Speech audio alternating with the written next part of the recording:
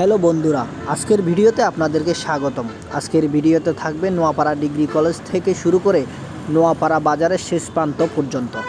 আগের তুলনায় রাস্তাঘাট এখন অনেকটা পরিষ্কার পরিচ্ছন্ন এবং অনেকটা চওড়া হয়েছে। রাস্তাঘাট চওড়া হওয়ায় স্বাচ্ছন্দ্যভাবে গাড়ি চালিয়ে শান্তি পাচ্ছে ড্রাইভাররা।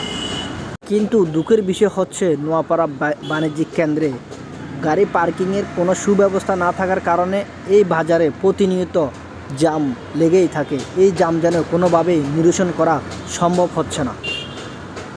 এই রুটের শেষ প্রান্ত হচ্ছে কাপ্তাই, তাই এই রুটের নামকরণ করা হয় কাপ্তাই রাস্তা।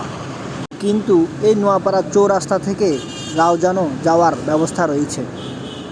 নোয়াপাড়াতে প্রতিনিয়ত যানজট লেগে থাকার পেছনে মানুষ যেটাকে ধারণা করছে সেটা হচ্ছে মূলত যাত্রী উঠানামা সহ গাড়ি পার্কিংয়ের সঠিক কোনো ব্যবস্থা নেই। রাস্তা বড় করা হয়েছে ঠিকই, কিন্তু যাত্রী উঠানামার জন্য সঠিক কোনো স্থান নির্ধারণ করা হয়নি। তাছাড়া গাড়ির পার্কিংয়েরও কোনো সুব্যবস্থা নেই এখানে।